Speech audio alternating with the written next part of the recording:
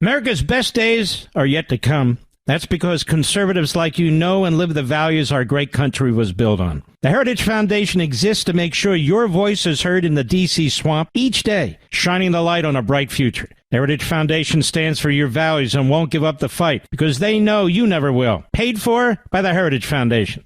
He's here. He's here.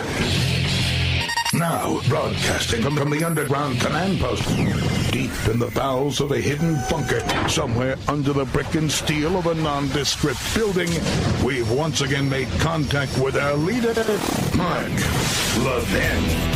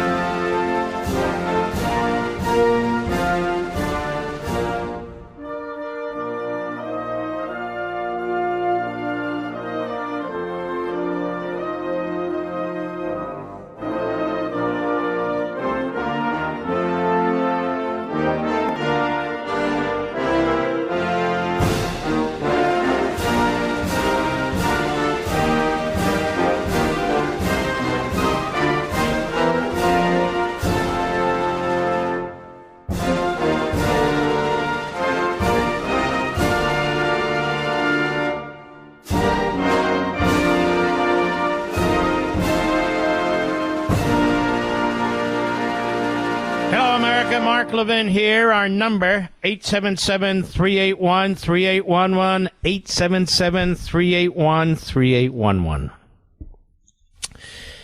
Well, we're going to have some fun here. We're going to do something that really we only do on this show from time to time. Well, actually more than time to time. We do it often. And we'll get to the other stuff. The other stuff has probably been chewed over pretty good by other hosts. I'm just guessing. And I've gone through the news pretty thoroughly last many hours, and nothing jumps at me. There are things we can discuss, but when it's Friday, Friday's an important day to me. You're getting ready for the weekend, and we keep our foot on the gas pedal. And many of you are in your cars and at your dinner table. And so I want to draw your attention to some basic information. We've been listening a lot about people who claim that they're MAGA or that conservatism is old, it's no good, and on and on and on. And I thought we should steady ourselves. I thought we should go back to the North Star. Because our principles, yours, mine, that we've been talking about for decades, that we believe in, that are the basis for our country, they're not old. They're not new. They just are what they are. That is, they're right. And so when we have people who sound like Marxists on the neo-fascist right who go on about, well, yeah, forget about that stuff. We've got the new ideas. Just remember who that's coming from. Very confused and often stupid people. And, of course, we're looking straight at Marxism-Islamism, which is incompatible with Americanism. So I want to remind you, to put it succinctly, conservatism is a way of understanding life, society, and governance. The founders were heavily influenced by certain philosophers. One of them was a contemporary, Adam Smith, spontaneous order, Charles Montesquieu, separation of powers, especially John Locke, natural rights. They were also influenced by their faiths, personal experiences, and knowledge of history, including the rise and fall of the Roman Empire. Edmund Burke, who was both a British statesman, born in Ireland, and a thinker, is often said to be the father of modern conservatism. He was an early defender of the American Revolution and advocate of representative government. He wrote of the interconnection of liberty, free markets, religion, tradition, and authority. The conservative, like the founders, is informed by all these great thinkers and many more. The Declaration of Independence represents the most prominent official consensus position of the founders, their rationale for declaring independence from England. The founders believed, and the conservative agrees, in the dignity of the individual, that we as human beings have a right to live freely, and pursue that which motivates us, not because man or some government says so, but because these are God-given natural rights. Like the founders, the conservative also recognizes in society a harmony of interests, as Adam Smith put it, and rules of cooperation that have developed through generations of human experience and collective reasoning that promote the betterment of the individual and society. This is characterized as ordered liberty, the social contract, or the civil society. Now, what are the conditions of this civil society? In the civil society, the individual is recognized and accepted as more than an abstract statistic or faceless member of some group. Rather, he is a unique spiritual being with a soul and a conscience. He's free to discover his own potential and pursue his own legitimate interests, tempered, however, by a moral order that has its foundation in faith and guides his life and all human life through the prudent exercise of judgment. As such, the individual in the society strives, albeit imperfectly, to be virtuous. That is, restrained, ethical, and honorable. He rejects the relativism that blurs the lines between good and bad, right and wrong, just and unjust, and means and ends. In the civil society, the individual has a duty to respect the unalienable rights of others and the values, customs, and traditions tried and tested over time and passed from one generation to the next that establish society's cultural identity. He's responsible for attending to his own well-being and that of his family.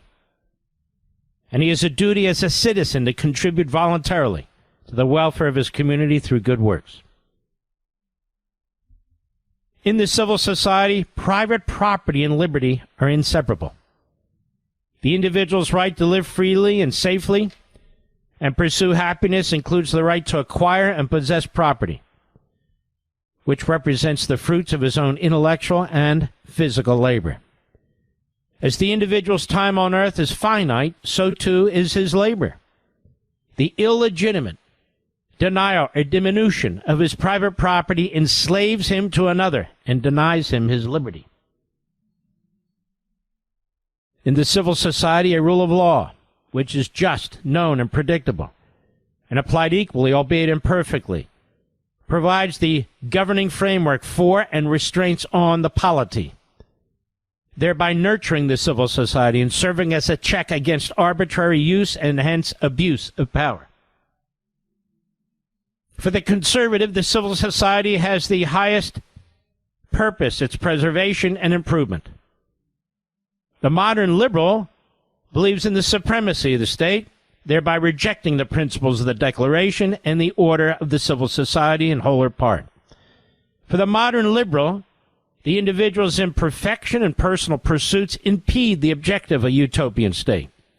In this, modern liberalism promotes what French historian Alexis de Tocqueville described as a soft tyranny, which becomes increasingly more oppressive, potentially leading to a hard tyranny, some form of totalitarianism. As the word liberal is, in its classical meaning, the opposite of authoritarian, it's more accurate, therefore, to characterize the modern liberal as a statist. The founders understood that the greatest threat to liberty is an all-powerful central government, with a few dictate to the many. They also knew that the rule of the mob would lead to anarchy and, in the end, despotism. During the Revolutionary War, the states more or less followed the Articles of Confederation, in which most governing authority remained with the states. After the war, the founders labored to establish a new nation. The defects with the Articles became increasingly apparent. The central government did not have the ability to to fund itself. Moreover, states were issuing their own currency, conducting their own foreign policy, and raising their own armies. Trade disputes among the states and with other countries were hampering commerce and threatening national prosperity. Eventually, the Articles were replaced with the Constitution, which granted the federal government enough authority to cultivate, promote, and secure the blessings of liberty to ourselves and our posterity, quote unquote, but not enough authority to destroy it all. For much of American history, the balance between government authority and individual liberty was understood and accepted. Federal power was confined to that which was specifically enumerated in the Constitution and no more. And that power was further limited, for it was dispersed among 3 federal branches. Beyond that, the power remained with the states and ultimately the people. The framers recognized the Constitution may require adjustments from time to time. Therefore, they provided 2 mechanisms, 2 methods for proposing amendments, only one of which has been used in adopting all current amendments.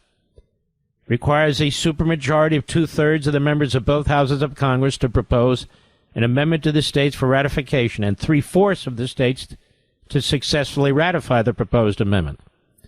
In all our history, the Constitution has been amended only 27 times, the first 10 of which, the Bill of Rights, were adopted shortly after the Constitution was ratified.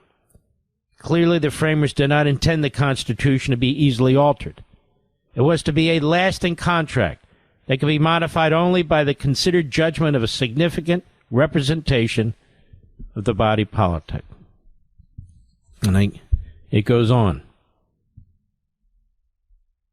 The statist has an insatiable appetite for control. His sights are set on his next meal even before he's fully digested his last. He's constantly agitating for government action. And in furtherance of that purpose, the statist speaks in the tongue of the demagogue, concocting one pretext and grievance after another to manipulate public perceptions and build popular momentum for the divestiture of liberty and property from its rightful possessors, the individual. The industrious, earnest, and successful are demonized as perpetrators of various offenses against the public good, which justifies governmental intervention on behalf of an endless parade of so-called victims. In this way, the perpetrator and the victim are subordinated to the government's authority, the former by outright theft, the latter by a dependent existence. In truth, both are made victims by the real perpetrators, the statist. The statist veils his pursuits in moral indignation, intoning in high dudgeon the injustices and inequities of liberty and life itself, for which only he can provide justice and bring a righteous resolution. And when the resolution proves elusive, as it undoubtedly does, whether the Marxist promise of the workers' paradise or the great society's war on poverty, the statist demands ever more authority to wring out the imperfections of mankind's existence. Unconstrained by constitutional prohibitions, what is left to limit the statist's ambitions but his own moral compass, which has already led him astray? He's never circumspect about his shortcomings.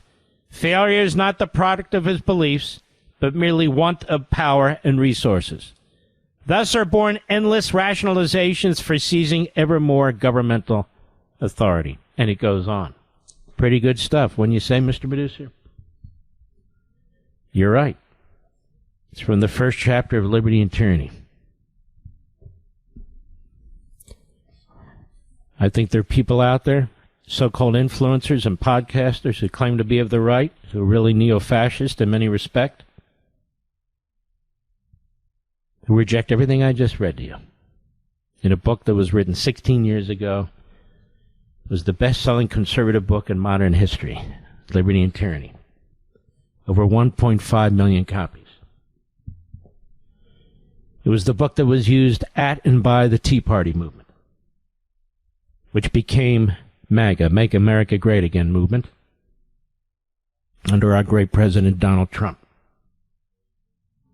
People who spread hate and bigotry, anti-Semitism, trash Christians who believe in the Holy Land, who push hard on racism and bigotry and misogyny, they're not conservatives. They're not constitutionalists. They're thugs. They are thugs, every bit as the Marxists and the Islamists. They are thugs. I don't care if I'm the last beacon of light. I don't care. I will continue to speak out against these people. They're surrogates. And I will do it on every platform I have. And I want to give you the good news. The enormous outpouring of support for this program, for my other platforms, for me taking these people on, encouraging other people to do the same, other people beginning to do the same, is a great sign that we who believe in Americanism, that we who believe in our founding and our Constitution, that we who embrace these principles, we're not going anywhere. In fact, we're rallying, we're speaking out, even when politicians who claim to represent us do not, with a relative handful who do. Most of them sit silently, cowering, quislings. Not me and not you. I'll be right back. Mark Levin.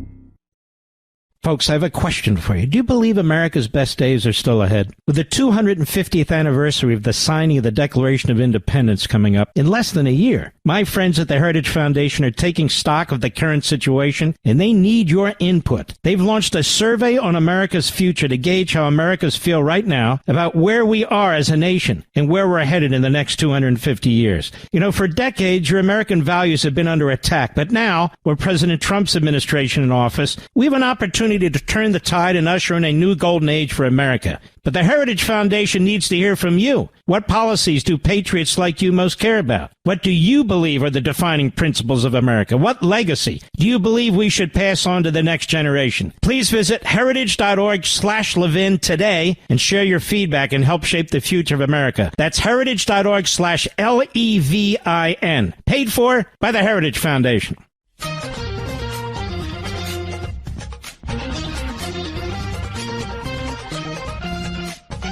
It's always important to go back to your core, whether it's your faith, that is your values and your beliefs, when you measure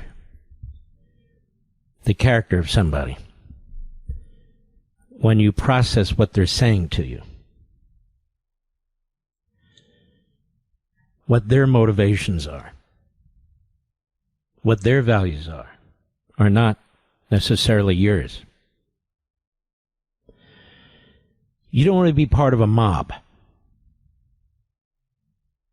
where you get whipped into a frenzy. Whipped into a frenzy to turn on your fellow citizens. Whipped into a frenzy through old blood libels and prejudices. You know, the midterm elections are not far away, and we could very easily lose those if we don't stay focused. These people I've been talking about for months, the Carlsons, the Kellys, the Owens, the Bannons, the Alex Joneses, and so forth, they're going to hand this country over to the left.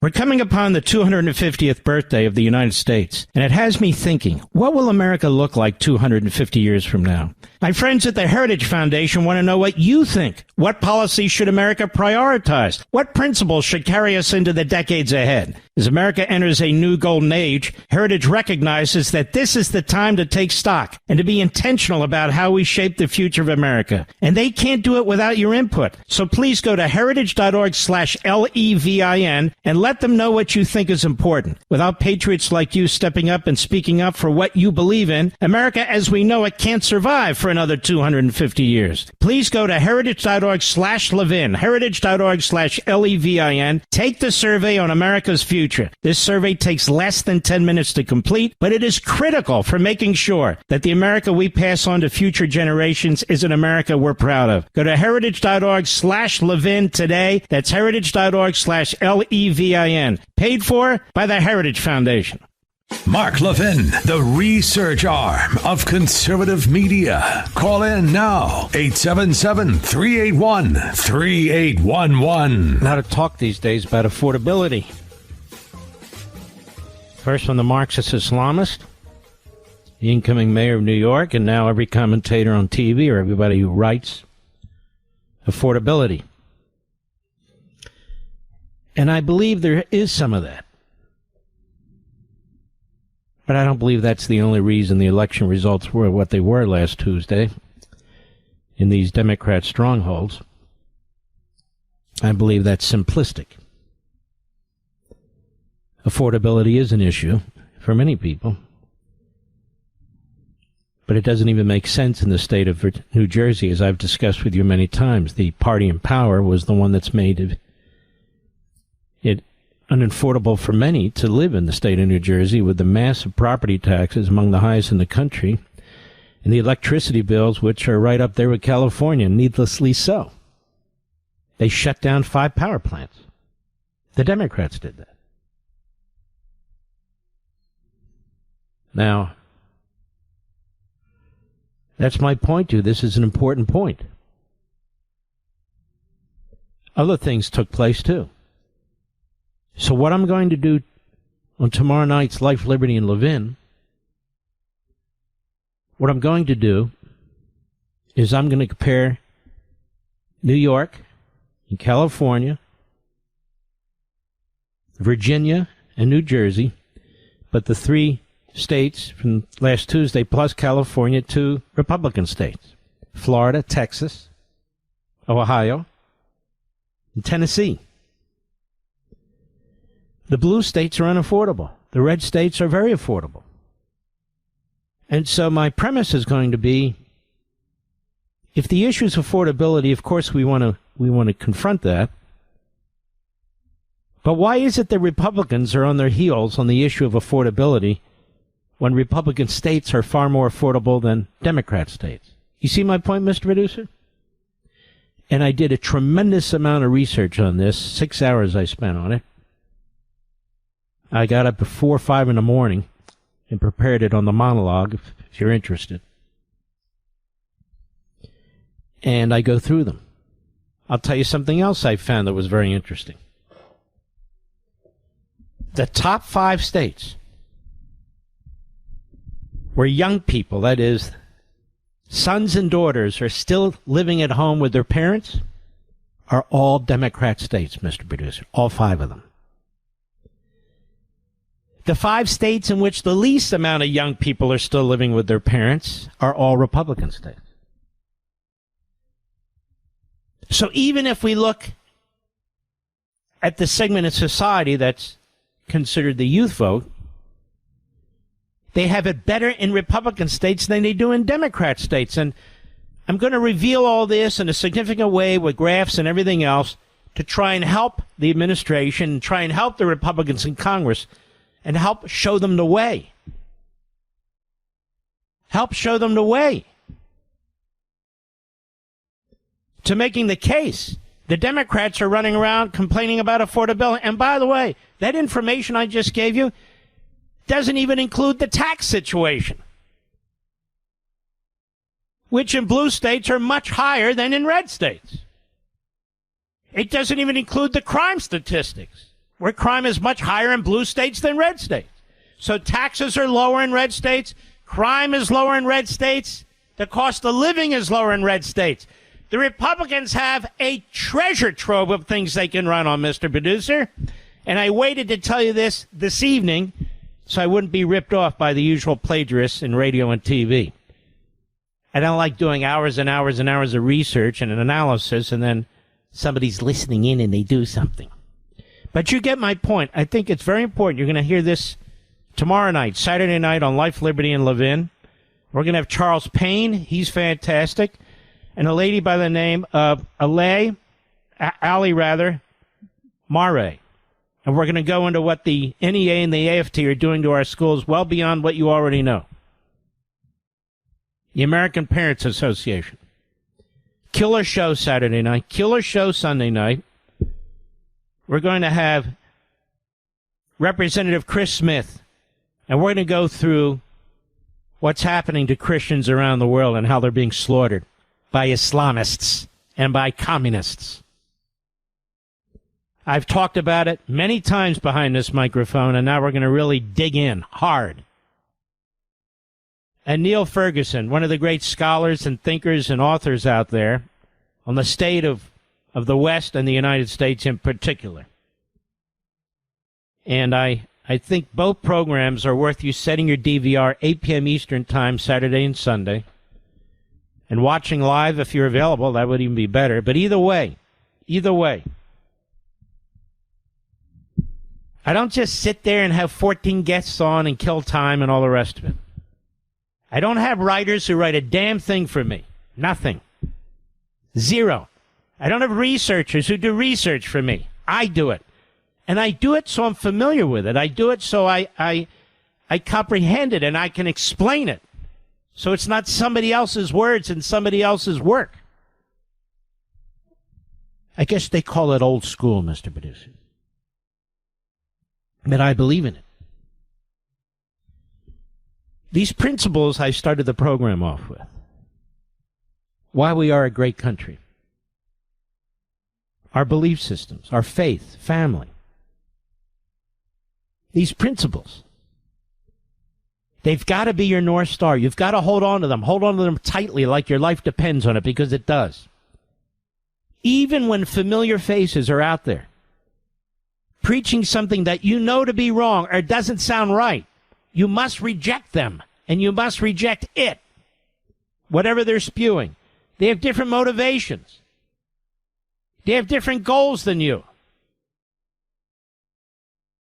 And they're adopting practices of the Marxist Islamist left, and they're trying to apply them to you, Mr. and Mrs. America. And in doing so, and trying to distinguish themselves from the Marxists and Islamists, they're embracing a very old and dangerous and poisonous ideology of the neo-fascist right. That is not us. That's not you and me. We're not even of the right. We are constitutional conservatives. How can we be of the right of the Constitution? We embrace the whole thing. We are constitutional conservatives. We're not rightists. That's what the left calls us. No, we're not rightists. We're constitutional conservatives who understand our founding. Do not fall into a trap. Do not abandon what you know to be true.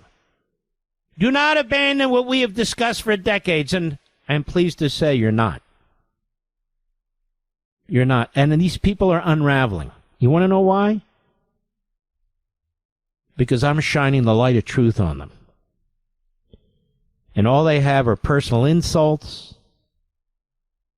They have sexism, ageism, racism, anti-Semitism, turning on Christians, turning on our country, promoting Sharia, promoting Putin, promoting Holocaust deniers and Hitler advocates and all the rest. That's not you. If you're subscribing to these people, you need to unsubscribe. It's up to you, of course. It's up to you. But that's the market system. That's not government. If these people are saying things that you know to be an abomination, you need to reject them. Ask yourself about some of the guests they have on their programs or some of the things they say. Would you want these people at your dinner table talking to your children? Would you? I don't think so. And we have one of them that's actually talking about whether a 15-year-old, still considered a child under the law and still considered a child to me, they have no real experiences and so forth,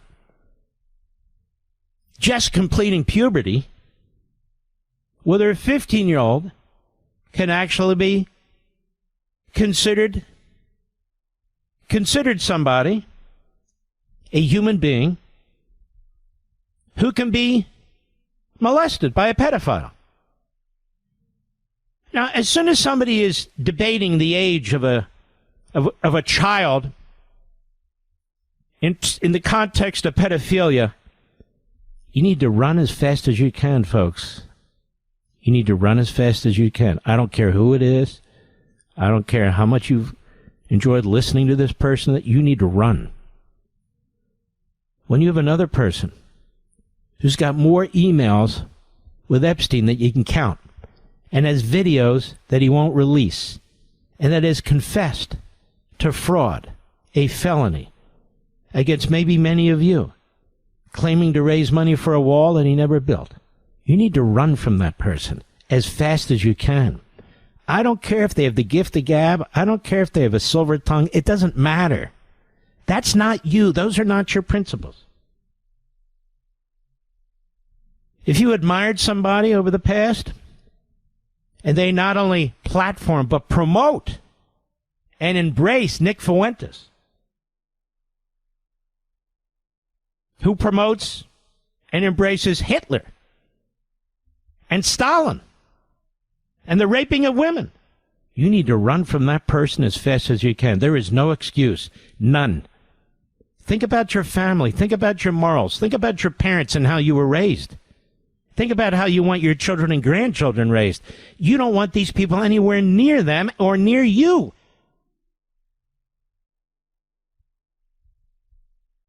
And what kind of person do you admire who pays for sex with young girls? I don't care if they're 17 or 18 or what they are. Pays for it. Is that what you want? Is that somebody you want to follow? Or somebody who basically claimed that all those kids who were murdered in Connecticut, that was a big sham, inside job? Is that somebody worth listening to for even 5 seconds?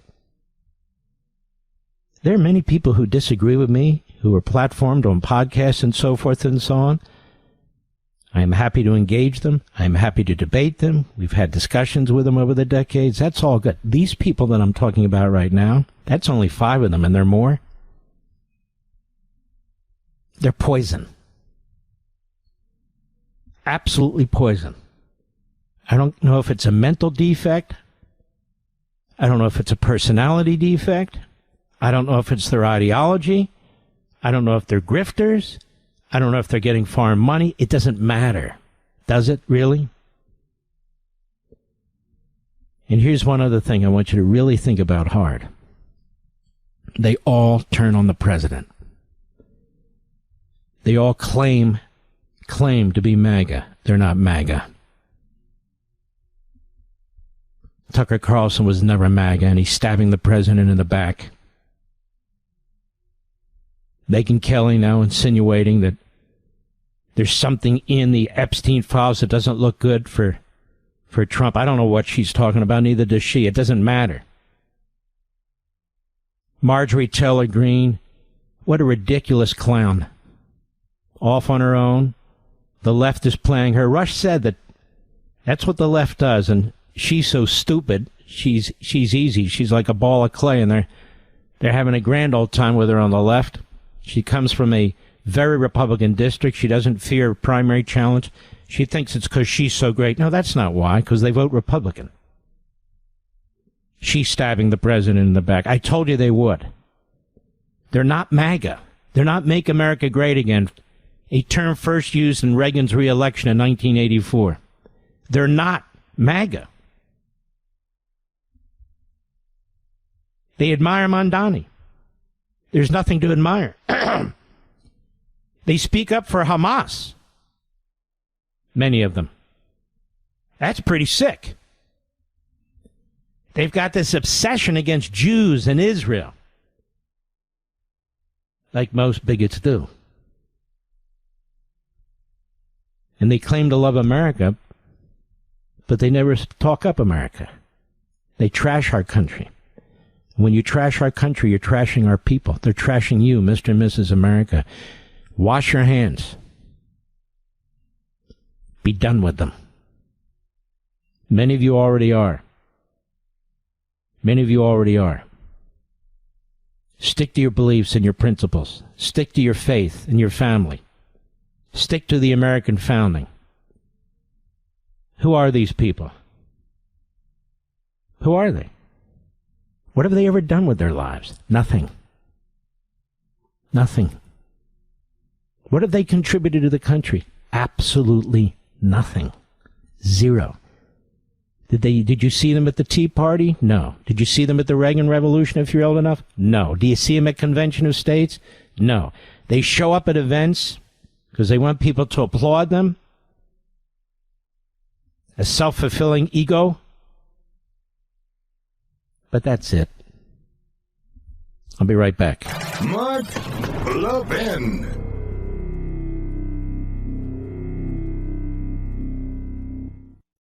Folks, I have a question for you. Do you believe America's best days are still ahead? With the 250th anniversary of the signing of the Declaration of Independence coming up in less than a year, my friends at the Heritage Foundation are taking stock of the current situation, and they need your input. They've launched a survey on America's future to gauge how Americans feel right now about where we are as a nation and where we're headed in the next 250 years. You know, for decades, your American values have been under attack, but now, with President Trump's administration in office, we have an opportunity to turn the tide and usher in a new golden age for America. But the Heritage Foundation needs to hear from you. What policies do patriots like you most care about? What do you believe are the defining principles of America? What legacy do you believe we should pass on to the next generation? Please visit heritage.org/Levin today and share your feedback and help shape the future of America. That's heritage.org/LEVIN. Paid for by the Heritage Foundation.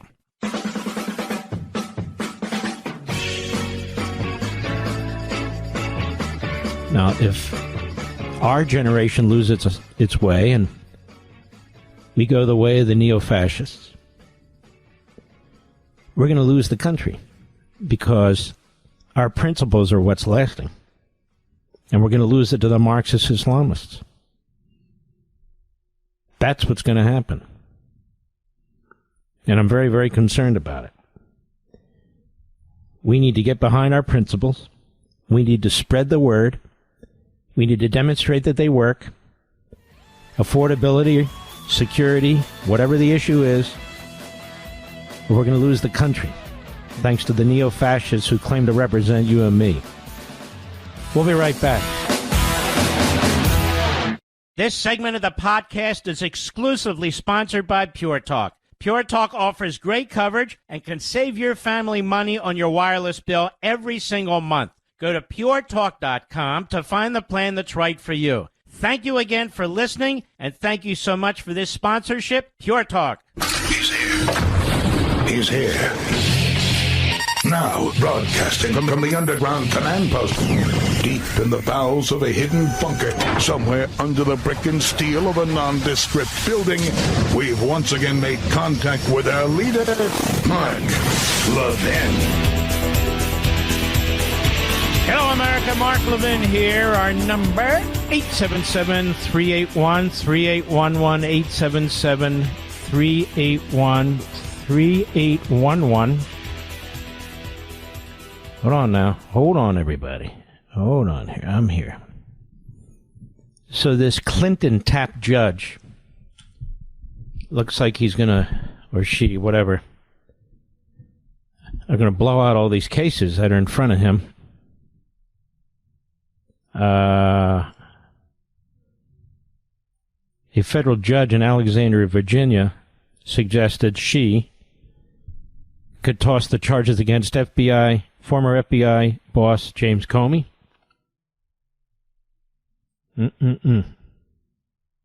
Believe this?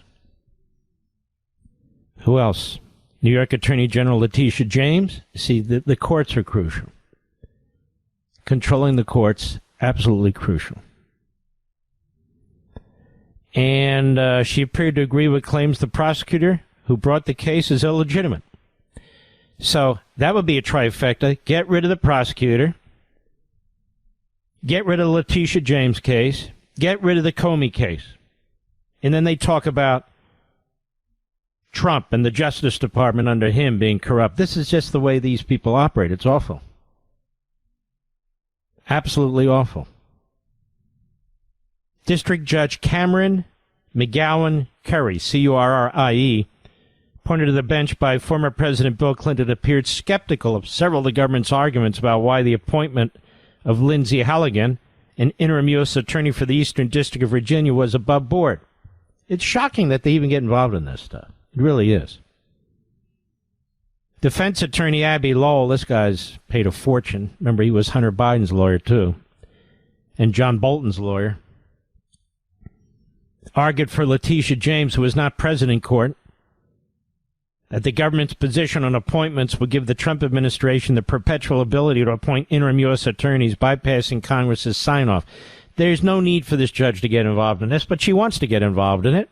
And Abby Lowe threw it on the table like red meat. Wink, wink, nod, nod, and there you go. If all that's needed is an attorney general to appoint a U.S. attorney every 120 days, even a person like Steve Bannon or Elon Musk could get the job, Lowell contended. No, that's not what Trump did, even an attorney like. He appointed a real attorney. Prosecutor Henry Whitaker later pushed back at the odd line of reasoning that Halligan, a lawyer who was on the team defending President Trump against former special counsel Jack Smith's classified documents case, had no more qualifications than a private citizen. At the core of the argument is the question of whether the U.S. attorney, in this case Pam Bondi, can make multiple interim. That should not be the core of any argument. Period. Period. So here we are, these throwing that out there. Just throwing it out there. Judge grabs onto it. But the judge should say, look, we're not litigating that now. That's not the issue. It's the case before us. And here's the other thing. She's not even arguing the case. You've got an assisting United States attorney arguing the case. So what's the point here? Well, the point is to get rid of the case, you see. James and Comey are seeking to have their cases for bank fraud and lying to Congress, respectively, dismissed on a technicality, claiming Bondi used up her one opportunity to appoint someone to the empty position for a 120-day period when she installed Halligan's predecessor. Whitaker countered during Thursday's hearing the Attorney General is entitled to multiple 120-day appointments. Now, is this theoretical, America? No, because there have been multiple 120-day appointments. As a matter of fact, I know of specific examples when I worked for Reagan. You get a 120-day appointment, and you can get another 120-day appointment. The judge appeared not to agree with Whitaker's argument, noting how judges had traditionally made the appointments to fill vacant U.S. attorneys for centuries. For centuries? For hundreds of years? This judge is an idiot. Congress gave the Attorney General the power to make interim appointments starting in 1986. So what does it even have to do with centuries? And why should judges be appointing prosecutors anyway? During normal term periods, the president would appoint a U.S. attorney, would then be confirmed by the Senate. We have about 200 years where the judges made the appointment, she said. And, of course, why aren't these U.S. attorneys in place? Because, for the most part, the Democrats have blocked them. That's why. That's why. If she rules against the government, this judge, her order will likely prompt an appeal process that could also sweep up three other prominent acting U.S. attorneys in New Jersey, Alina Habba, and Sigal Chattah of Nevada, and Bill Astley of Los Angeles. All three had been in the job for more than 120 days, so this judge is taking it upon herself to do this. Absolutely outrageous. Absolutely outrageous. Now, toward the end of the arguments, this judge, she brought up the Florida classified documents case against Trump. The then ex-president's lawyers successfully argued to have charges against him dismissed on the ground Smith was unconstitutionally appointed. Do you believe the U.S. versus Trump was wrongly decided? The judge said, oh, my God. Folks, this has nothing to do with that.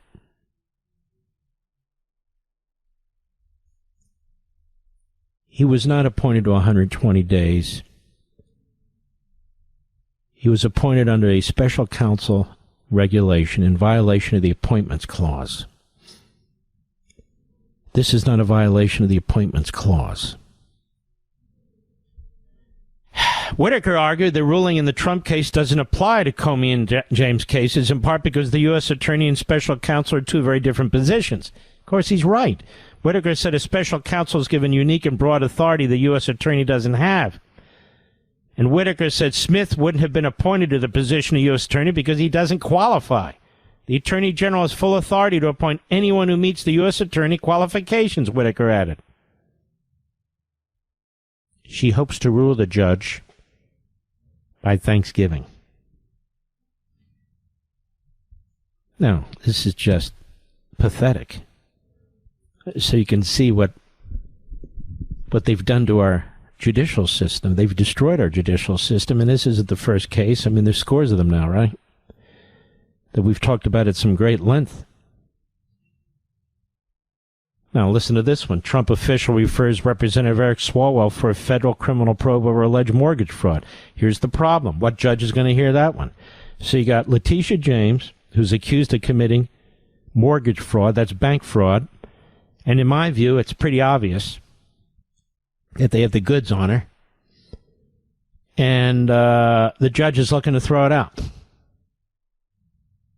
Her permanent residence was not in Norfolk, Virginia, was it, Mr. Producer? She wouldn't have qualified to run for Attorney General in New York. She going to get away with this? And the Comey case, too, and now we have this one. Swalwell's the latest Democrat to face mortgage fraud allegations, NBC writes, from Federal Housing Finance Agency head Bill Pulte, who sent a letter to the Justice Department. Now, what did this clown do? Same thing. He's the fourth Democratic official to face mortgage fraud allegations in recent months. Now, Pulte's the director of the Federal Housing Finance Agency. He alleged in a letter sent to Attorney General Bondi that Swalwell had made false or misleading statements on loan documents. Folks, I am telling you, if you make false or misleading statements on loan documents, you're going to prison. It's not a hard case to prosecute, okay? There aren't a lot of defenses. I closed my eyes when I signed it. You know, I was sneezing. I got all over the paper. What is the defense? Yes. What is the defense? Well, the defense is it's political, because I'm Swalwell and I'm a Trump opponent, as the most vocal critic of Donald Trump over the past decade, and is the only person who still has a surviving lawsuit against him. The only thing I'm surprised about is that it took this long to come after me. The guy's a cheat, okay? It took this long to come after him. Poor guy, Swalwell. There's a guy's a complete sleazeball, literally sleeping with the enemy. And then his defense on the mortgage fraud charge is it was only a matter of time that they would come after me. The referral alleges several $1 million worth of loans and refinancing based on Swalwell declaring his primary residence in Washington. Your primary residence has to be in the district from which you were running, at least in the state, and it was Washington. Now, why would he do that, America? To get a favorable mortgage rate. That's why he did it. That's why James did it. That's why Smith did it. And I don't know who the fourth one is.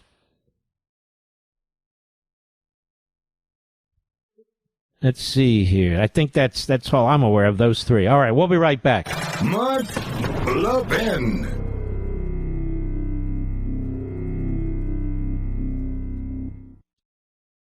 There's a reason I'm proud to say Pure Talk is my wireless company, because they don't just talk the talk, they walk the walk, especially when it comes to supporting our veterans. This month, Pure Talk is choosing to support Canines for Warriors, an incredible organization that rescues and trains dogs, then pairs them with veterans struggling with PTSD. These are men and women who serve with honor, but when they come home, their brotherhood and support network they had in the military too often disappears. Canines for Warriors steps up to fill the gap, giving these heroes purpose, companionship, and healing. That's exactly why Pure Talk, a veteran-led company, supports them. Choose a wireless company that shares your values. And with talk, text, and plenty of 5G data for just $25 a month, you could also be saving a ton of money. Go to puretalk.com/Levin to make the switch today. Again, go to puretalk.com/LEVIN and switch to America's wireless company, my wireless company, Pure Talk.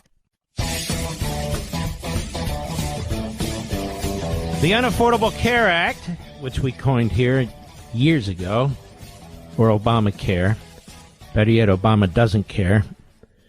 It's funny how Obama's silent on this, and it's funny how the media don't chase him down to ask him about it, isn't it? Oh, yeah. Mike Johnson is on a roll, man. This guy, soft-spoken and on target and very effective in front of a camera. He's on Fox Business today. Cut one, go.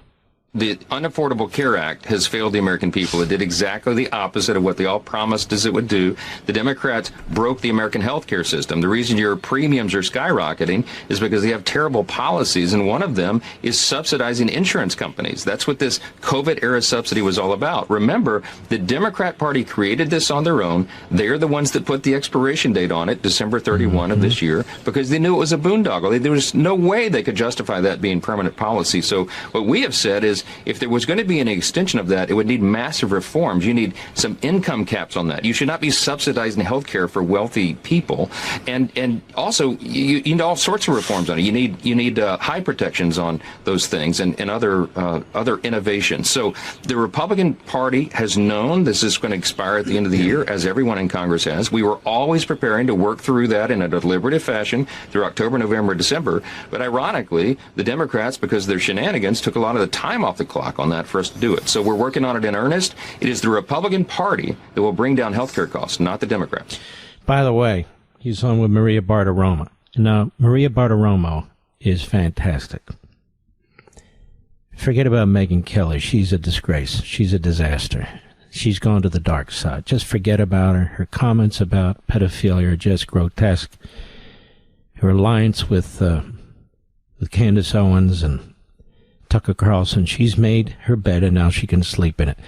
Maria Bartiromo is a very intelligent and serious person. She's really good. And I'm a big fan of hers, and I have been for years, and she of me, and it's just a great show that she does, including on Sunday. And Mike Johnson's points here are absolutely fantastic. Now, he's making a very good point here. And I want to follow this up with a very good article by Rich Lowry of National Review that was in the New York Post, how the GOP can push true health care affordability and win. The debate over affordability is now truly and fully joined. Ahead of next year's midterms, Democrats are coalescing around a cost-of-living message that makes more sense than their anti-Trump obsessions. For its part, the White House has concluded that the affordability issue is a vulnerability, and President Trump has thrown out a raft of proposals to address it, from $2,000 tariff rebates to 50-year mortgages. I'm not for a 50-year mortgage. You'll be underwater the rest of your life. Healthcare will be a major front in this fight, a traditional Democratic policy strength that the party emphasized during the just-concluded government shutdown. In isolation, the Democratic demand to extend Obamacare subsidies in perpetuity shouldn't be sustainable. The party's position is, in effect, we passed a sweeping healthcare reform that we promised would lower costs, and now it's done the opposite. It is now incumbent on Republicans, in the name of all that is right and good, to support additional subsidies for the law. Well, the GOP is so hopeless on health care that it will have trouble countering this argument. 15 years after the passage of Obamacare, he writes, and after a major attempt to repeal it early in Trump's first term, McCain voted against that, the party still lacks a concrete alternative of its own, even though the policy direction here should be clear enough. Obamacare imposed massive new regulations on the individual insurance market in order to cover the sick and lower costs. The fact is that there are better ways to achieve the former goal, and the latter has been completely unrealized. As Avik Roy of the Foundation for Research on Equal Opportunity points out, Barack Obama ran for president promising his health care reform bill would reduce premiums by $2,500 per family. That was a misleading, as his promise is that if you like your plan, you can keep it. Roy notes that premiums for the benchmark Silver Obamacare plans, the law created metallic tiers for various insurance plans, have nearly tripled in 12 years. At the same time, deductibles for those same Silver plans have more than doubled, outpacing the rate of increase for employer-sponsored plans. So the premiums have tripled and the deductions have doubled. Democrats no longer pretend Obamacare is going to reduce costs. Instead, they insist that without expanded credits, first passed under Joe Biden in 2021 and then in 2022, now set to expire, Americans will experience a cost disaster, an apocalypse. Cancel the cuts, lower the costs, save health care is how House Minority Leader Hakeem Jeffries has put it. The subsidies, though, only cushion consumers from the worst of a poorly designed plan. A basic problem of Obamacare is that it charges young and healthy young people higher premiums than they would otherwise pay, making health insurance less attractive to them, to subsidize the premiums of the old and the sick. As Roy observes, it'd make much more sense to have so-called reinsurance programs, either at the federal level or the states, to pay the cost of care of people with pre-existing conditions. In other words, help the people out who have pre-existing conditions rather than people who are healthy. There's no reason to subsidize them. They will have lower premiums. And that alone should reduce premiums for everyone else. Again, reinsurance programs, either at the federal or state level, that help pay the cost to help people with pre-existing conditions, that bracket of people. The age band imposed by Obamacare, mandating that young people can't pay too much less than old people, should be loosened. Obamacare taxes should be repealed. The law should allow for genuine, bare-bones, catastrophic plans for those who want them, and states should be given as much leeway to innovate as possible. Republicans would also be smart to build on a Trump administration rule from the first term that allowed employers to fund accounts, health reimbursement accounts, or HRAs, for employees to buy their own individual coverage. None of these ideas will make the case for themselves. Republicans have to introduce them to the public and explain them, even if it makes them uncomfortable, even if they prefer to talk about something else. I think it's great. Employers can help, rather than subsidize these insurance companies, put money in a plan for people to buy their own premiums, make just catastrophic purchases available. A lot of young people would like that. And the subsidies, if they're going to be subsidies, should be aimed at people with pre-existing conditions. That is a great reform plan. There you go. There's a reason I'm proud to say Pure Talk is my wireless company, because they don't just talk the talk, they walk the walk, especially when it comes to supporting our veterans. This month, Pure Talk is choosing to support Canines for Warriors, an incredible organization that rescues and trains dogs, then pairs them with veterans struggling with PTSD. These are men and women who serve with honor, but when they come home, their brotherhood and support network they had in the military too often disappears. Canines for Warriors steps up to fill the gap, giving these heroes purpose, companionship, and healing. That's exactly why Pure Talk, a veteran-led company, supports them. Choose a wireless company that shares your values, and with talk, text, and plenty of 5G data for just $25 a month, you could also be saving a ton of money. Go to puretalk.com/Levin to make the switch today. Again, go to puretalk.com/LEVIN and switch to America's wireless company, my wireless company, Pure Talk. The voice of reason in a sea of lunacy. Mark Levin. Dial in now. 877-381-3811. Now, in January, there's another opportunity for the Democrats to shut down airline service, TSA, FAA, effectively for them, defund the military and do all these other things. And to make you feel it, even though it's only 17% of the government, they really want to make you feel it, see? And they have another opportunity to do it, and they're basically saying that's exactly what we're going to do. I want you to listen to this. This is a guy, Stephen Lynch.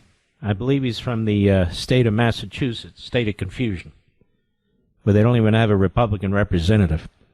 He was on the Constipated News Network today, CNN. Cut 3, go. So no, I'm furious with the senators who decided to bail on us. See, they're furious with the senators who bailed on them. So all you people who are now getting paid, if the Democrats were in charge, you would not be getting paid. All you people are thankful now that you're going to be able to take your planes as scheduled. If the Democrats were in charge, you would not. These are kamikaze Democrats. That's what I've been calling them for decades. That's what they are. And they're more radical than ever. Because let's be honest, they just elected a Marxist Islamist. The Republicans didn't elect a Marxist Islamist. The Democrats elected a Marxist Islamist. They nominated him, and then they elected him. The Democrats elected another Marxist Islamist as Lieutenant Governor of Virginia. The Democrats elected another Marxist in Seattle, Washington. So if you're into Marxism, and if you're into this Islamism, then vote Democrat. That's the bottom line. To me, that's the best argument the Republicans can make. If you hate your country so much, if you want to be impoverished, then go ahead. There's a way to do it. Vote Democrat. Anyway, go ahead. In January, when this CR expires, but I'm not sure this experience has stiffened their spine. They should. This guy's basically saying, "Come on now, we can do this again." And even though it was the longest shutdown in American history, 43 days was not enough. We'll shut this thing down, boy. I'll tell you what. And we'll mean it. And we will screw the American people. Yes, that's what we're going to do. We're going to make it very difficult. We're going to blackmail the American people, blame it on the Republicans, get the media to help us, and that way we can further centralize government, take over more of the public's life, more of the private sector, and continue to blackmail them so we get more and more and more powerful. Because we want to turn the whole country into California, which is run so beautifully with a super-duper majority in the Assembly and in the Senate, and Mr. Little Dab will do him, one of the dumbest people to ever be governor of any state, let alone California. Oh, yeah. Oh, yeah. Go ahead. The people they represent than the Republican speaker or the White House. That would help. Oh. What would help, you idiot? Nobody even knows what you're talking about. This guy's been in Congress forever. Very, very tough race, in a heavy Democrat district like they all are in Massachusetts. Heavy Democrat state. It's really sad. I think about this often. I mean, the revolution actually began in Massachusetts. It began in Massachusetts. In 1775, actually even before that. And all the early revolutionary activity took place in Massachusetts, and it would eventually spread to New York and so on, but I'm saying Massachusetts. And these little towns, Lexington and Concord, these tremendous revolutionaries, Sam and John Adams, of course, John Hancock, of course, Paul Revere, some you don't even know. And look what it's become. It's a centralized, radical Democrat state. It is. It's a disgrace, really. And so they're ready for January. Come January, they want to do the same thing over again. So all of a sudden now a continuing resolution, which most of us never even paid attention to, and Democrats and Republicans just routinely voted for to keep the appropriation processes going. Now, every single quarter, every 3 or 4 months, it's going to be a fight. I hope the Supreme Court justices keep this in mind when they're deciding this tariff issue. Because you're dealing with a Congress now, especially the Democrats, particularly the Democrats, who don't want the system to work. Who don't want the system to work. And so they do everything they can to sabotage it. That's what they do. I'll be right back. Mark Levin.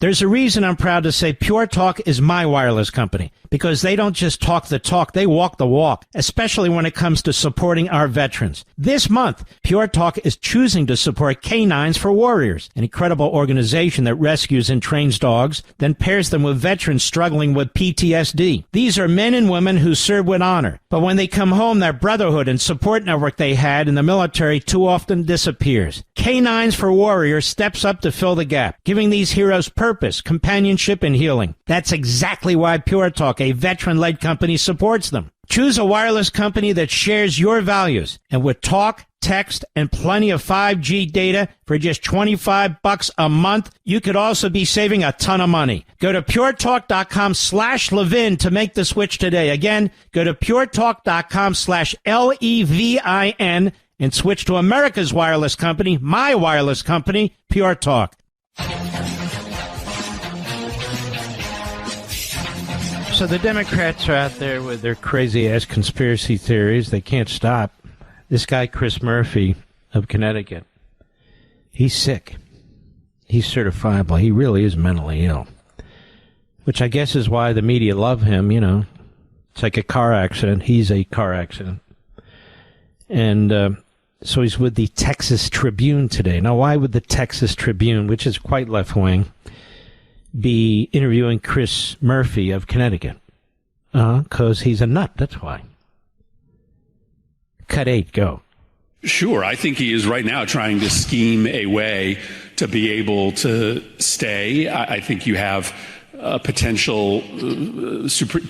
potential Supreme Court vacancies coming. Okay, let's slow down a minute. I know for a fact Donald Trump is not scheming to stay. I know for a fact he knows what the Constitution says about a 2-term limit. I know for a fact he knows that the language is simple and explicit. And I know personally that the Supreme Court wouldn't put up with it if anybody tried to do it. Regardless of bloated Bannon and the stupid stuff he says, and by the way, he said that he was going to make sure that Mondami was denaturalized. Is he going to America? He's in hiding now, pretty much. He's kind of in the witness protection program. He doesn't want to be asked questions about the Epstein communications, of which there are scores and scores, or the Epstein videos that he took with Epstein to help teach him how to convince you and me that he was a Boy Scout. And yes, Megyn Kelly, 15-year-olds are minors, and it is pedophilia if you have sex with a 15-year-old, you moron. But anyway, we're surrounded by these morons. Go ahead. It may be very important for him to install folks on the Supreme Court who maybe... So this guy just talks out his ass. That's all he does. It's hard to tell the difference between that and his face, but nonetheless, it's all he does.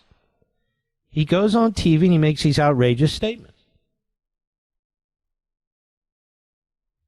The only guy that kept running for president over and over again was Franklin Roosevelt, and that's why they had to put the 10-year limit, 2 full-term limits, in the Constitution to prevent that from happening again, right? The only guy who tried to pack the Supreme Court was Franklin Roosevelt. So they love to talk about the Constitution. They hate the Constitution. And Trump is right. They will get rid of the filibuster rule. And they will impose all kinds of horrendous rules and laws on us, we the people. Go ahead. Contain radical ideas about the restrictions in the Constitution about a third term. He also may just be interested in installing, right, Donald Trump Jr. or another. Ah, okay. So got that? Now, where does that come from? This guy is a complete head case. I don't know if he's a plate in his head or he needs a plate in his head. So Donald Trump is probably conspiring to install Don Jr. as president. Now, where does that come from? Absolutely nowhere. Nowhere. He just decided to throw it out there. And, of course, the Texas Tribune, being the fabulous media outlet that it is, they let it slide. They let it slide. Go ahead. A family member in Okay, in shut up, you idiot. Shut up. And now Adam King's here. He's hanging around like a bleeding hemorrhoid on the body politic. Why does anybody care what he says? They don't. But he's a useful idiot for the media and the Democrats. Just another useful idiot. Listen to this. Cut 7, go. I'll just quickly say history will be brutal. This is also at the Texas Tribune, obviously. They invite all the best nut jobs they can find. History will be brutal to the people. Go ahead. Continue to push that big lie someday when their kids are like, you got to be kidding me. We know exactly what happened. I think in 5 or 10 years, there's not going to be a single person in the country that ever admits they supported Donald Trump, to be honest with you. Well, it's going to be kind of hard for somebody like me to say I didn't, isn't it, Mr. Producer? I'm proud in what I say about Donald Trump. I'm proud about what I support. You know, it's not always the case, but it's very much the case. I'm proud that he's president of the United States trying to save this country. And look at the alternatives. My God, they're horrendous. Horrendous. Donald Trump is president, and yet they keep talking like this. Why don't they focus on Mondani? They don't want to. You know what? It's just Donald Trump, day in and day out. These people are sick. Go ahead. All right, that's it. That's probably good that that's it. I mean, we have more. This Eric Swalwell, he's got a threat that he wants to make. How much time do I have, Rich? Here he is threatening us. Cut 6, go. Yeah, I only have one mortgage and a residence in California, and I spend my time every week between California and Washington, D.C. This is, again, just Donald Trump doing everything he can to target his enemies. In our lawsuit, it's not lost on me that we've begun to depose members of the administration, and so you can connect the dots there if you will. But this is why being in the majority also matters. What are you rambling about, you idiot? Go ahead. Guys think that they can do this because they're invincible and there are no consequences. And a year from now, because you're a crook. You're also a whore, may I say, with all due respect. And not only are you a whore, but you whored around with a Chinese spy while you were married with children. And so this guy's still treated like he's a respectable public official. You know, it wasn't that long ago when a guy like that would be dismissed as the sleazeball that he is, but instead now he's actually thinking about running for governor of California. What do you think about that, America? He's got all the credentials. He whored around with a Chinese communist spy, and he's charged with mortgage fraud, or will be, perhaps. Just the kind of guy you want for governor, huh? Well, I mean, after all, you got a Marxist Islamist who was elected mayor of New York. You know, the standards, the Democrat Party is very high standards. That's right. You're a felon, you're a crook, would-be felon or crook, a Marxist, an Islamist. Hate the country, hate our economic system. We're for you. I'll be right back.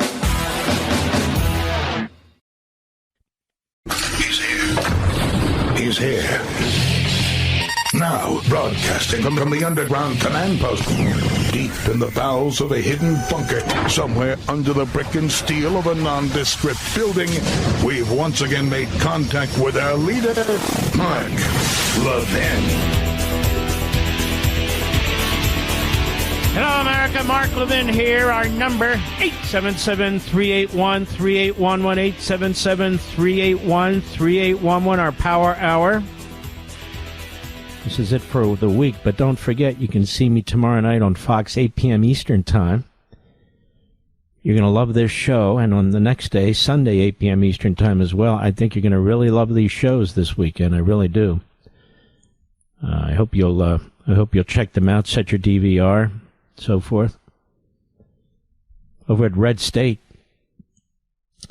Governor Youngkin, Republican, but going to be replaced by a crackpot, blistering response to the Democrat Spanberger, the elected incoming governor, after the governor-elect attempted a power grab. If you think back to this time last year, writes Terry Christoph, we were happily ensconced in post-election bliss and eagerly watching as President-elect Trump began the transition to his second term in office.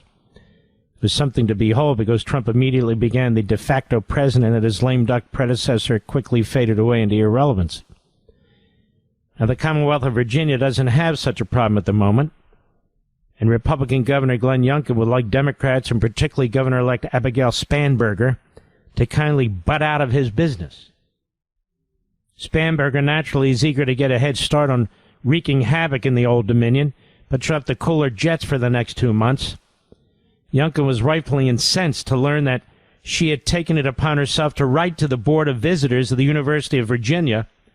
She did it this week, asking them to hold on selecting a new president until after she's inaugurated in January. You believe this? Excuse me. The previous president resigned earlier this year under a great deal of pressure from both Youngkin and Trump's Department of Justice. Now, it should be noted, after he stonewalled an investigation by the Justice Department's Civil Rights Division into UVA's use of race in admission and employment decisions. What Spanberger, a graduate of that school, is asking for here is for alma mater to resume the stonewalling that got them in trouble in the first place, right? Until she can get into office and start putting her hand-picked minions on the Board of Visitors. And once she's got her far-left radicals in place, the university will undoubtedly revert to its DEI ways and go to war against the Department of Justice. Now, here's a bit of what this governor-elect wrote. You ready? I urge you to refrain from rushing this search process and from selecting the finalists for the presidency or president until the board is at full complement and its statutory compliance, meaning that I've appointed the General Assembly has confirmed new board members. As it will be a priority in my administration to stabilize and normalize the leadership of our public colleges and universities, you know what that means. I will make appointments soon after my inauguration. Mighty presumptive and meddling of her, no? She's truly the queen, isn't she? Youngkin wasn't having any of it, and he let Spanberger know in no uncertain terms that he's still the boss. He sent out a letter of his own yesterday. He reprimanded the governor-elect for her shameful overreach and premature power grab. Now here's some of what Youngkin wrote to her. In his letter, Youngkin accused Spanberger of sharing false claims and hyperbole, which he described as not only harmful but dangerous. He stated that, to his understanding, UVA's search for a president has followed national best practices and been a model of transparency. It's dangerous to wrongfully disparage committed individuals who volunteer to serve on university boards and the serious work they do, he said. Further, the governor of the Commonwealth should speak thoughtfully and honor the service of those individuals. And according to Youngkin, Spanberger's actions may have inflicted significant damage on the university she professes to love, quote unquote. And prior to writing his letter, Youngkin told a reporter he was shocked to learn about her letter, calling it inappropriate for the governor-elect to intimidate and bully an agency. There's one governor right now, Youngkin said, and I happen to be that governor. Inauguration Day isn't until Saturday, January 17, 2016. Oh, she's a real disaster. Another crackpot. And they got a big majority now in their House and in their Senate, I believe. This is going to be poor, very bad, in my humble opinion, for the state of Virginia and all the bureaucrats that voted. Now, state of New York,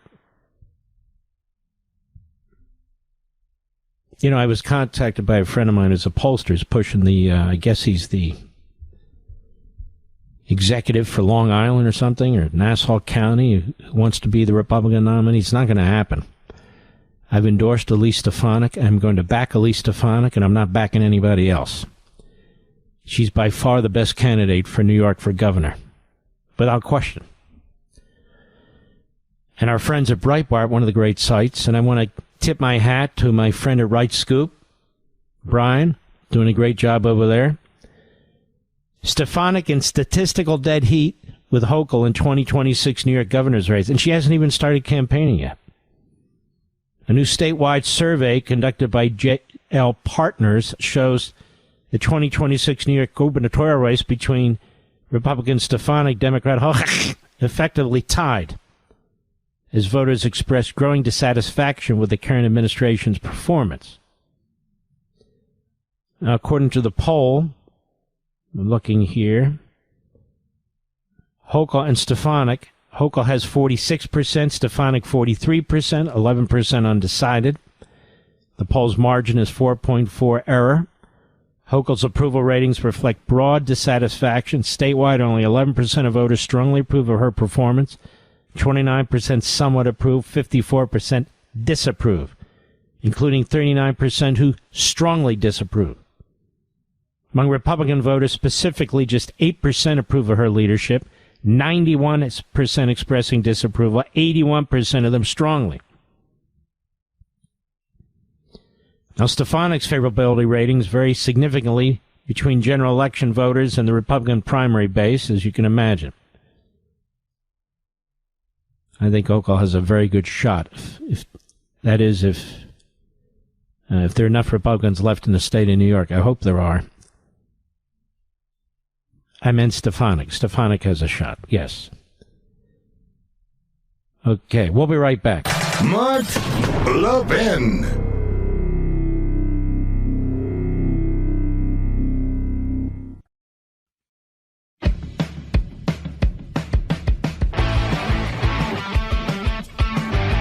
I'm not even going to tell you what I'm laughing at. President Trump's post that Mr. Producer just showed me.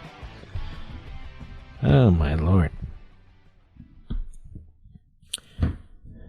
Should I read it, Rich, or not? He says yes. All right, this just went up from President Trump on Truth Social. Did Thomas Massey, sometimes referred to as Rand Paul Jr., because of the fact that he always votes against the Republican Party, get married already? Boy, that was quick. No wonder the polls have him at less than an 8% chance of winning re-election. Anyway, have a great life, Thomas, and question mark. His wife will soon find out that she's stuck with a loser. This guy.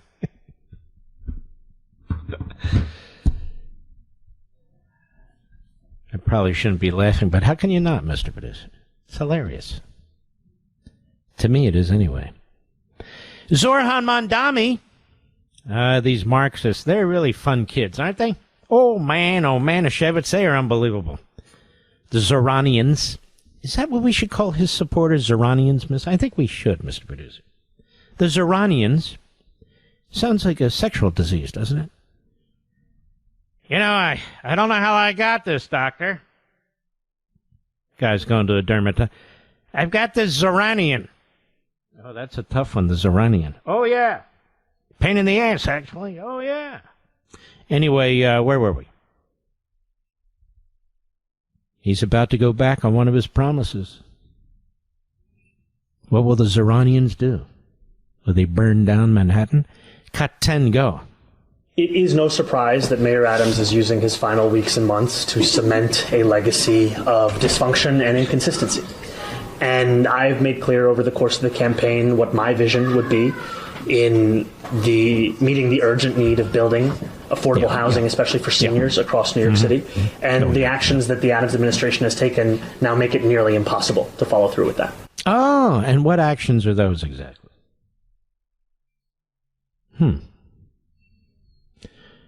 So she said, the governor, that there's no money for free public transportation. And then he's blaming Adams for apparently doing something to sabotage his utopian idea of massive public housing. That's never been tried before. So now what? Oh, he'll figure out a way to screw things up. They always do on the left. But now what's he going to do? Then you've got Kate Wilson.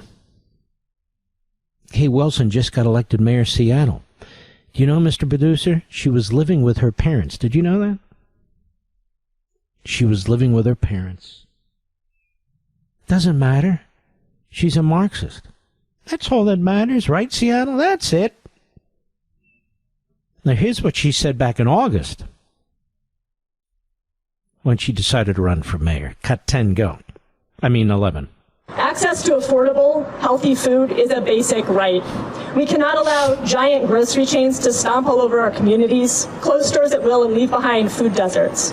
Together we can build a Seattle where fresh food is for everyone, not just for those who can afford it. Food deserts are not natural. Corporations create them when they abandon our communities. As mayor, I'm excited to step up and with UFCW explore public option grocery stores to fill those gaps. Oh, that'll be fantastic. Now, if you want to eat, you might want to leave the city of Seattle, move somewhere else. We have more food available, more kinds of food, at the lowest prices on the face of the earth. But Katie Wilson, fresh from living at her parents' house, she's talking about food desert. Is there a food desert in Seattle, Mr. Producer? What a moron. But there you go. But she's not done. Cut 12, go. There is an awful lot that I want to accomplish as mayor. No, we can't. I want everyone in this great city of ours to have a roof over their head. I want everybody in this great city of ours to have food, fresh food, whenever they demand it. Absolute 100% right to health care whenever they demand it. I want them to have a roof over their head whenever they demand it. And I want them to be able to travel throughout the city whenever they demand it. So who's going to do all this? Nobody. Nobody works for nothing. Who's going to do all this? They don't even understand how anything works. The only thing they have run are their mouths. Go ahead. Child care and free K-8 summer care. Ooh, summer care, child care, free transport, housing, a roof over everybody's head. Everybody gets a job, healthy food for everybody, access to health care. My God. Why didn't Marx think of that? It's going to be unbelievable. Unbelievable. Let me predict to you, you're going to have homeless, drug addicts, urine and feces in the streets. You're going to have buses breaking down. You're going to have buildings that aren't repaired. They're not going to be more homes. K-8 summer care, oh, that'll last about a year. Then it'll collapse. Universal child care, that won't fly.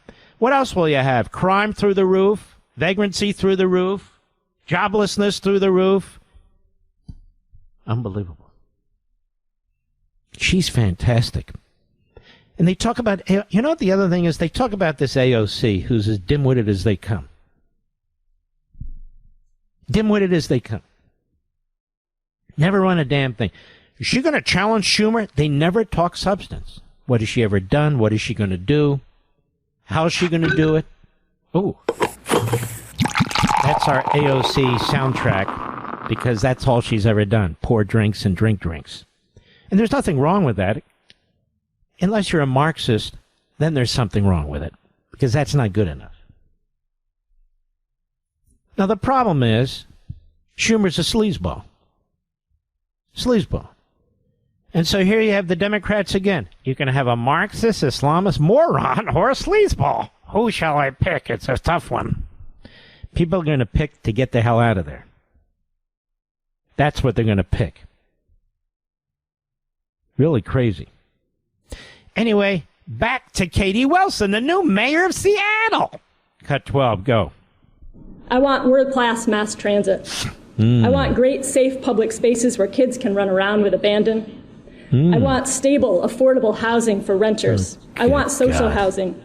I want much more land and wealth to be owned and stewarded by communities instead of corporations. By the way, you notice how they all talk like they're zombies? They all say the same thing. I want, and I want, and I want, and I want. What are we, in third grade? Apparently so. The people who voted for her in Seattle, they're like, how about a third grader? Can we get one? You got one. You got a... All right, go ahead. I want a robust economy with thriving small businesses. Shut up. I want you to be quiet. And you can't even get housing on your own. How do you feed yourself? How do we get food? How's it packaged? How's it transported? She says she's not going to allow giant grocery chains to close. Oh, really? Watch, because that's exactly what they're going to do, you moron. And they're going to leave, dummy. And the dummies that voted for her, you destroyed your whole city. You dragged everybody with you. That's what they do. This idiot, Mondami, what did he get, 52% of the vote? Now the other 48% are going to get dragged down. And then what will happen? The people vote against her, many of them will leave, replaced by people who will vote for him, Mondami. So he'll get a bigger percentage, the worse the city gets. It's a very bizarre thing. Very bizarre. But Katie Wilson, I want this, I want that, I want. Oh, wow, I think we can do this. Sure we can. I don't know what's worse, talking about these people or the Epstein matter.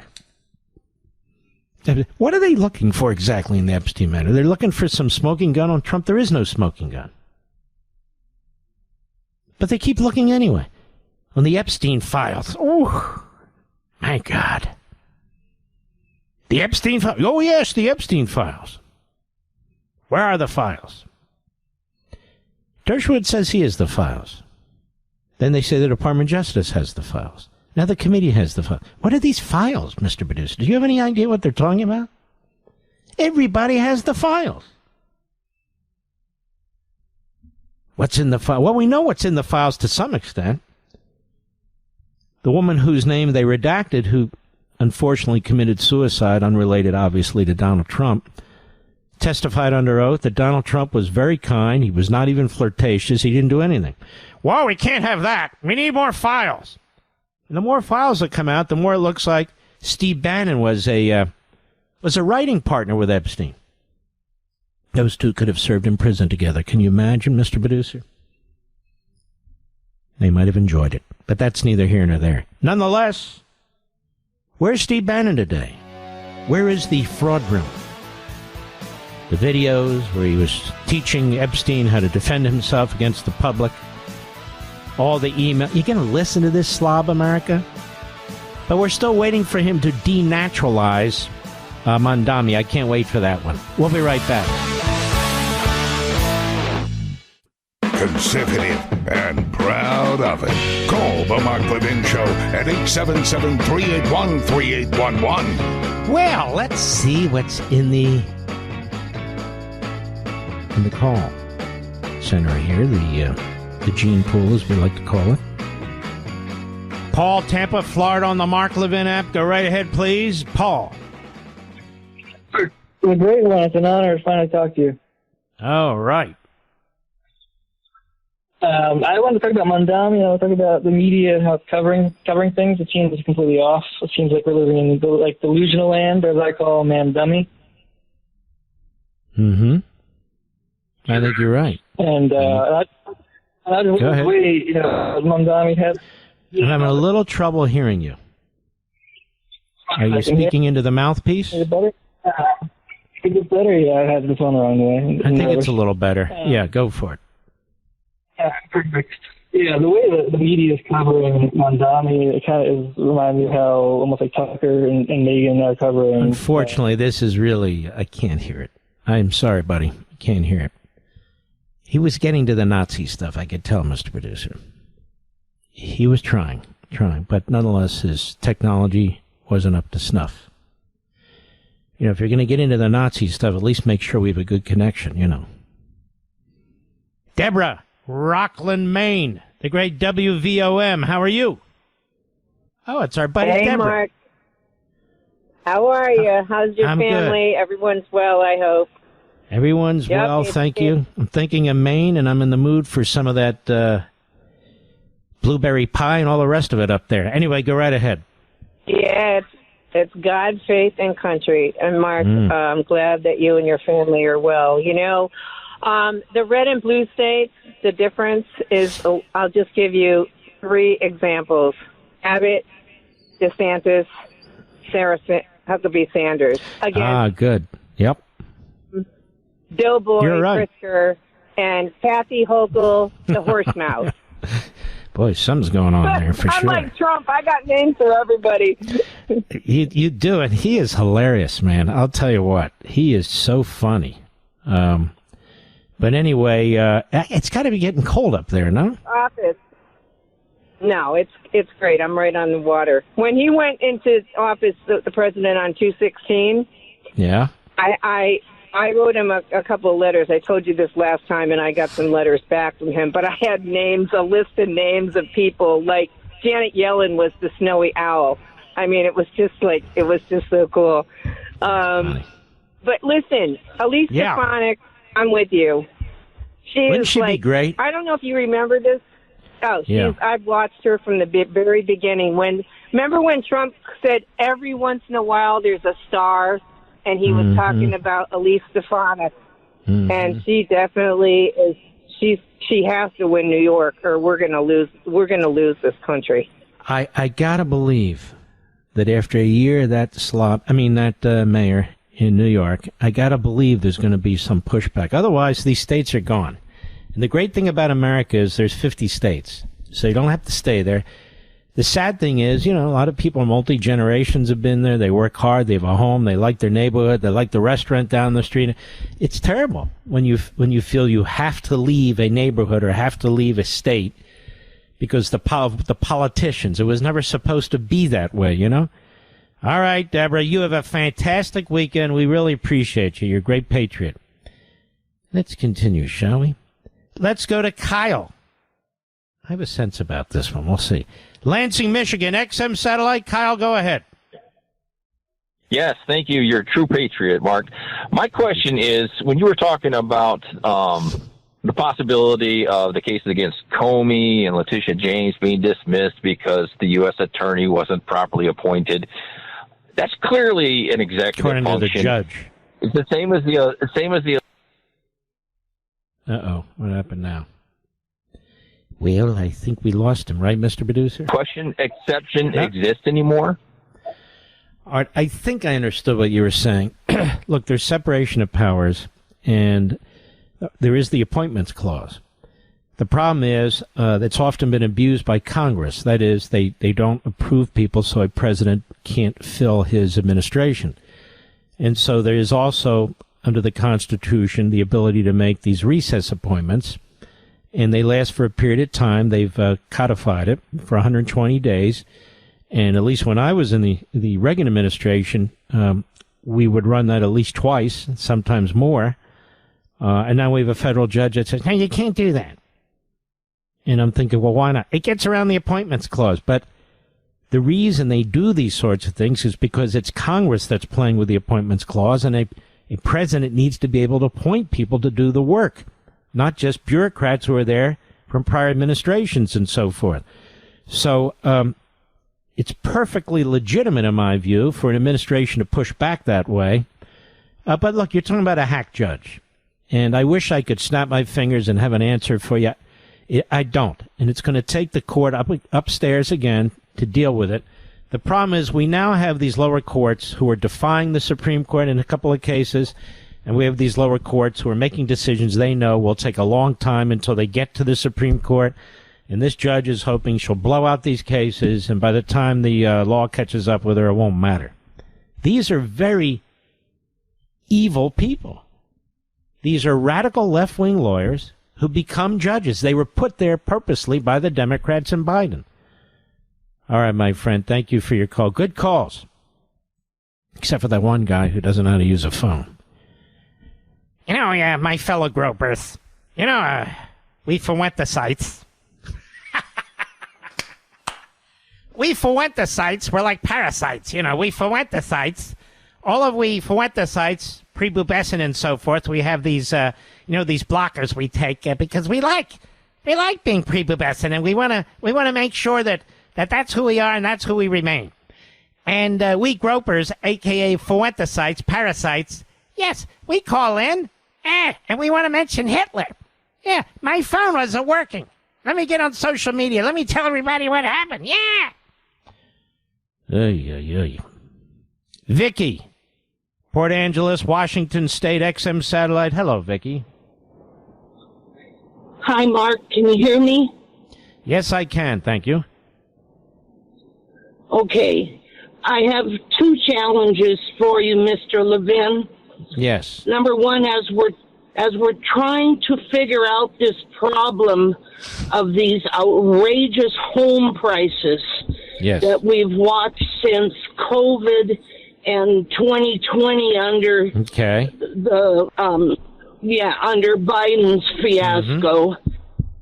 What's the question? We've talked here well, my point is the building materials are not being talked about. Why did 2x4s and sheets of plywood and everything that we need to build homes went through the roof? And I want somebody to find out what happened, and I want to see our administration and you and all of us. I'm not in the administration. I know you're not, but you're right in there with it, okay? And we love you for that. Right in there with it? Is your question why are the prices going up? Is that your question?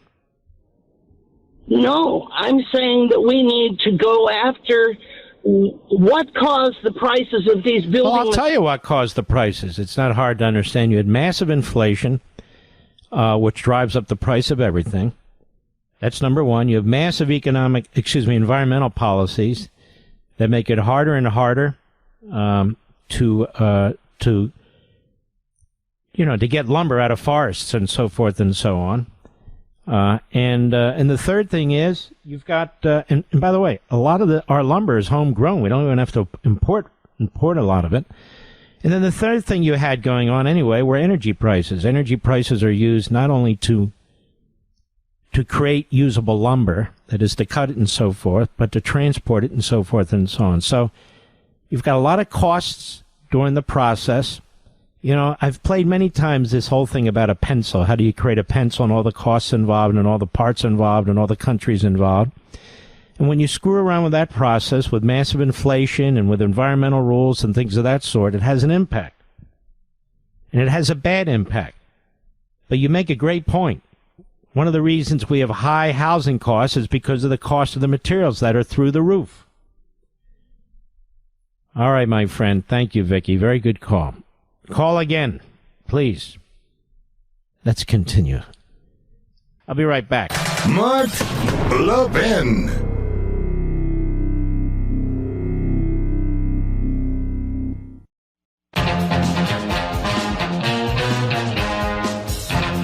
You know, folks, really stick with me on this stuff. I'm a good predictor of these people and their reputations, and I told you they keep stabbing Trump in the back. Carlson, Kelly, Bannon, Owens, No Pants, and now Marjorie Trader Greene. I've told you about her now month after month after month. The president just posted he's withdrawing his endorsement, and he's going to back a primary opponent. He said, I'm withdrawing my support and endorsement of Congresswoman Marjorie Taylor Greene of the great state of Georgia over the past few weeks, despite my creating record achievements for our country, including a total and complete victory on the shutdown, closed borders, low taxes, no men and women's sports or transgendering for everyone, ending DEI, stopping Biden's record spending inflation, the biggest regulatory cuts in history, stopping wars, rebuilding our military, being respected by every country in the world as opposed to being the laughingstock, having trillions of dollars, and he goes through the list. Wacky Marjorie, all she does is complain. It seemed to all begin when I sent her a poll stating that she should not run for the Senate or governor. She was at 12% statewide and didn't have a chance, unless, of course, she had my endorsement, he says. In any event, it goes on. He's going to find some support. He says she's gone far left, even doing The View with the low IQ Republican-hating anchors. Thank you for your attention to this matter. I support him 100%. I've been waiting for this day, and he'll have to do the same with the others. They aren't running for office. No Pants Gates, bloated Bannon, Carlson, Megyn Look at Me Kelly, Alex low IQ Jones, a whole bunch. They're all backstabbing, no good, frauds and phonies, in my humble opinion. Here we go.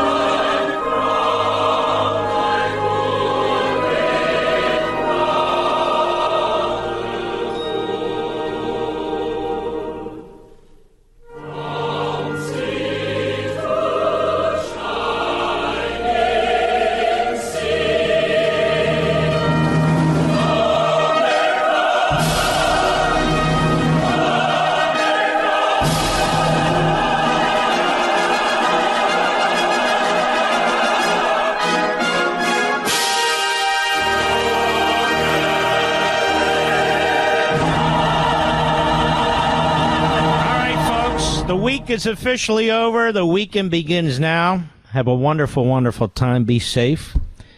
Don't forget, Killer Life, Liberty and Levin, 8 p.m. Eastern Time, Saturday. Tomorrow, 8 p.m. Eastern Time, Sunday. Set your DVR. Don't miss it. There's a lot going on in your lives, and I don't want you to miss these two shows. We salute our armed forces, police officers, firefighters, emergency personnel, our truckers, the men and women in Ukraine, the men and women in Israel, and you, the American people, red-blooded Americans. Good night, Spritey and Griffey and Pepsi and Smokey. Good night, Zelda and Gigi and Indy and Patton and Rory. Good night, Marty. Good night, little Barney. Good night, Dad. Good night, Mom. We're holding down the fort. Good night, Leo. Good night, Joe. Good night, Bernard. Good night, Teddy. Good night, Lou. And good night to all the other great patriots out there. You know them, too, and your own families. Have a wonderful week, and I'll see you tomorrow night on Fox, 8 p.m. Eastern.